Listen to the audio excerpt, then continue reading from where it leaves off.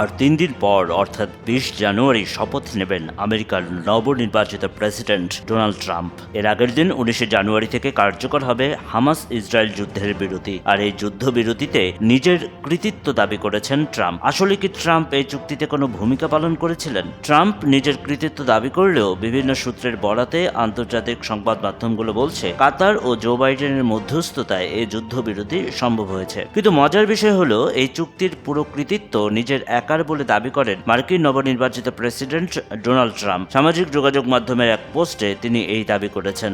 দীর্ঘ কয়েক মাস ধরে আলোচনা চলছে যুদ্ধবিরতি চুক্তির। অবশেষে এতে সম্মত হয়েছে হামাস ও ইসরায়েল। ২০ জানুয়ারি থেকে কার্যকর হবে যুদ্ধবিরতি। এই খবর জানার পর উল্লাস করছে গাজাবাসী। গাজার ঘরে ঘরে বইছে স্বস্তির নিঃশ্বাস।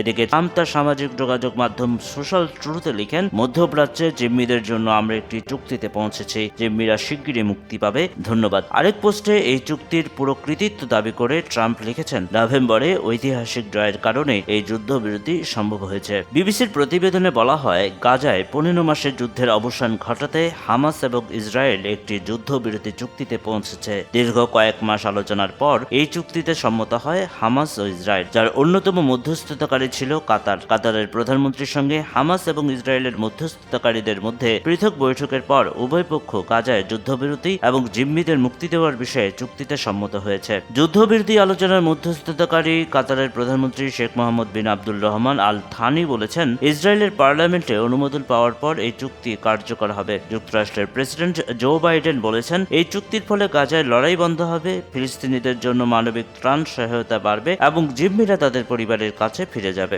ইসরায়েলের প্রধানমন্ত্রী বেনিয়ামিন নেতানিয়াহু বলেছেন, চুক্তির অনেক বিষয় চূড়ান্ত করার আগে আরও কাজ বাকি আছে। এই চুক্তিতে জোর দেওয়ার জন্য তিনি জো বাইডেন ও যুক্তরাষ্ট্রের নির্বাচিত প্রেসিডেন্ট ডোনাল্ড ট্রাম্পকে ধন্যবাদ জানান। ৩ ধাপের এই চুক্তি গাজায় যুদ্ধবিরতি, সেখান থেকে ইসরায়েলি বাহিনী প্রত্যাহার এবং হামাসের হাতে বন্দী জিম্মিদের মুক্তি অন্তর্ভুক্ত। যদিও এখনও গাজায় ইসরায়েলি হামলা অব্যাহত রয়েছে। বুধবার যুদ্ধবিরতি চুক্তির ঘোষণা আসার পর ইসরায়েলি বিমান হামলায় ২০ জনেরও বেশি নিহত হওয়ার তথ্য জানিয়েছে হামাসের সিভিল ডিফেন্স এজেন্সি। বিবিসি জানিয়েছে, আগামী ১৯ জানুয়ারি থেকে এই যুদ্ধবিরতি কার্যকর হবে। প্রথম পর্যায়ে ৬ সপ্তাহের একটি যুদ্ধবিরতি কার্যকর থাকবে। এই সময়ে হামাস ৩৩ জন জিম্মিকে মুক্তি দেবে। প্রতিজন ইসরায়েলি জিম্মিকে মুক্তি দেওয়ার বিনিময়ে ইসরায়েল বেশ কয়েকজন ফিলিস্তিনি বন্দীকে মুক্তি দেবে।